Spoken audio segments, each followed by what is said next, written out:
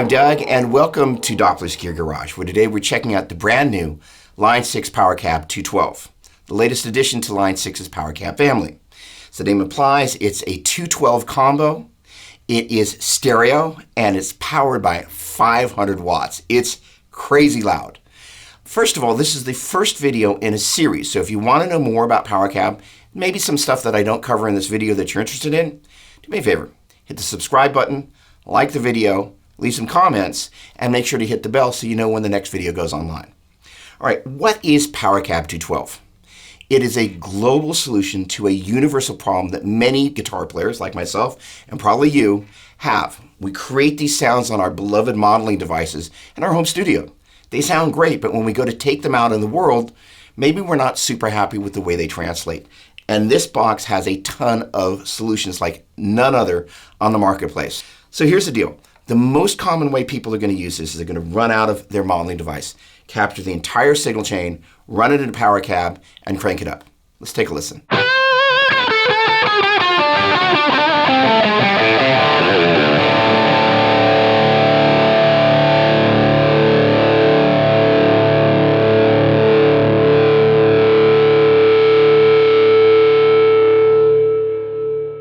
This next demo really embodies what makes Powercab 212 Plus unlike anything else on the market. Speaker modeling, but not just one speaker model. It can load two speaker models at the same time. Now, how speaker models differ from IRs is pretty important. This will also load two IRs in stereo at the same time, and we're going to do that in a moment. But speaker modeling, unlike an IR, is basically taking a virtual model of the speaker and allowing you to swap them out as if you were unscrewing one speaker out of a cabinet and putting another one in. An IR not only captures the sound of the speaker and the cabinet, but also burns in the sound of the microphone, potentially a little bit of EQ and compression, so you can kind of drop it into your signal chain and it behaves in a predictable fashion.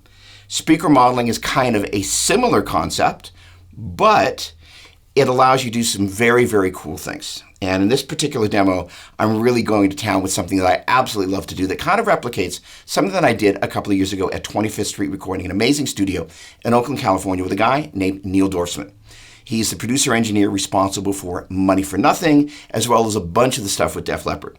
Basically, thanks to my friends at Celestion, Elect Voice, Eminence, and Jensen, as well as the folks at Orange, we spent a couple of days loading different speakers into a ton of Orange cabinets, recording them and really comparing and contrasting how different the different speakers are.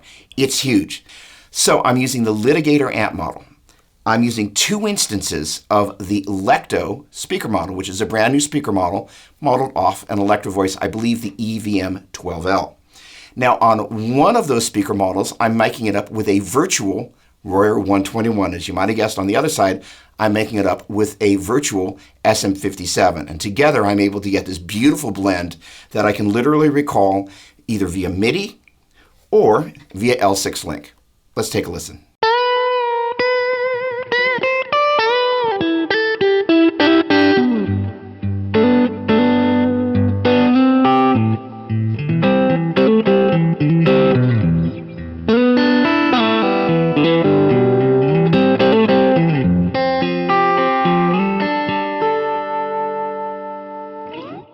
So for this last demo, we're jumping back to the little piece you heard at the top of the video. But before we do, I want to tell you a little bit about what it is that you're hearing. On Powercab 212 Plus, as I mentioned a moment ago, I've loaded two IRs.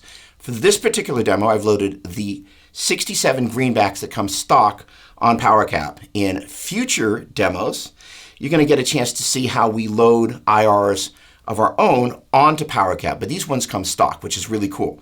The other thing I'm going to show you is some classic examples of how to mix and match IRs, but in this case, I'm just using the pair of 67 greenbacks because I really want to use matched speakers for the sound you're about to hear, and the one that you heard at the top of the video, which is something very cool. The brand new 2.8 firmware update for Helix includes the Analog Man King of Tone and RevGen models. That update is about to drop, and that's the sound you're about to hear, and again, what you heard at the top of the video. Now, also included in that update is increased connectivity for L6 Link.